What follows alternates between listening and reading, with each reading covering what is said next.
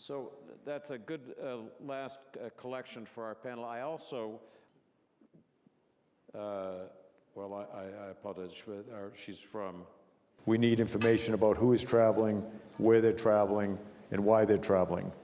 This is the reasoning behind one of President Trump's executive orders entitled Protecting the Nation from Foreign Terrorist Entry into the United States. It was designed as a temporary pause that would allow us, in many ways allow me, to see where our immigration and refugee vetting system has gaps, and gaps it has, that could be exploited. So people who have valid visas will be allowed to enter. People who have green cards will be allowed to enter. It did surprise the United States government that the courts took their action.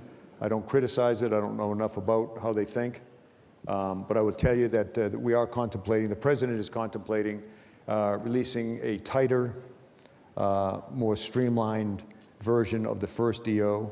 And we will have this time opportunity, I will have opportunity to work a rollout plan, in particular to make sure that there's no one, in a sense, caught in the system of moving from overseas to our airports, which happened on the first release. People often say relationships are built on trust, and they are, but trust is also built on relationships. It's a good assumption, and as far as the visas go, again, if they're in motion from some distant land to the United States, when they arrive, they will be allowed in. That said, we will have a short phase-in period to make sure that people on the other end don't get on airplanes.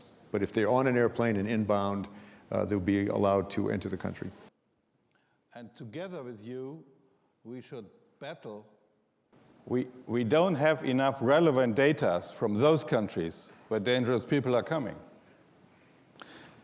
If you register all the refugees, and if you compare this with our data, you will not find enough results.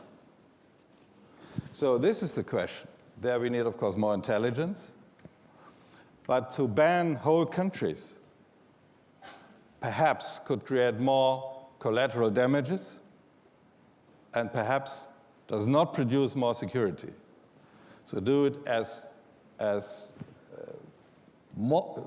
the more precise you do it, the more effective you are. This freak spate of violence in last 1 week. So this Islamic phobia, Islamophobia, it is fueled when the terrorism is branded as Islamic terrorism. And secondly, with all due respect, with all humility at my disposal, this ban on 7 states, whatever the considerations US has not helped the fight against terrorism. So there is a little problem here that it seems to me Muslims have to... We in Pakistan are determined to fight against terrorism. We have, in the past, made mistakes.